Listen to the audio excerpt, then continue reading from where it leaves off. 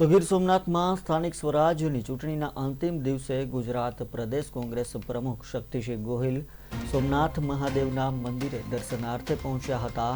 કોંગ્રેસના નિષ્ઠાવાન ઉમેદવારોને અભિનંદન પાઠવી ફૈઝલ પટેલના રાજીનામા અંગે પ્રતિક્રિયા આપી હતી. ત્યારે કોડીનારમાં જાહેર સભા માટે તેઓ જવા માટે રવાના થયા હતા.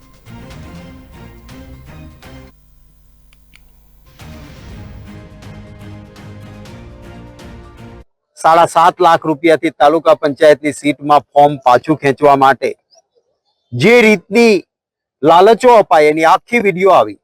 શું ચૂંટણી તંત્રની ચૂંટણી પંચની જવાબદારી નથી કે એ ઉમેદવાર જે કેમેરાની આંખે ₹7.5 લાખ રૂપિયા દેતા પકડાયા હોય એમને બ્લેકલિસ્ટ કરવા જોઈએ. એમને ઉમેદવાર તરીકે કરપ્ટ પ્રેક્ટિસ નિમિત્તે 6 વર્ષ સુધી ચૂંટણી ન લડી શકે રેપ્રેઝન્ટેશન ઓફ પીપલ્સ એક્ટના કાયદા નીચે એમને તરત જ દૂર કરવા જોઈએ. મને દુઃખ છે કે પગલું હજી ભરાયું નથી.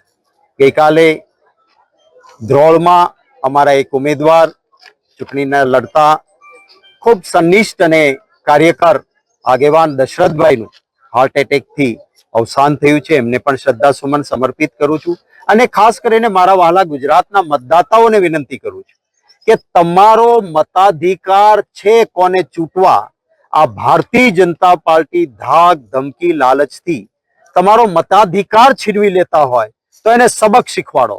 જ્યાં જ્યાં હવે ચૂંટણી થઈ રહી છે ત્યાં કોંગ્રેસના ઉમેદવારો આર્થિક મજબૂત નહીં હોય. અમારા પાસે એવા નાણાંના કોથળા નથી કે ભજ્જી પાર્ટી કરે ને દારૂની બોટલો વેચે ને રોકડા નાણાં વેચે.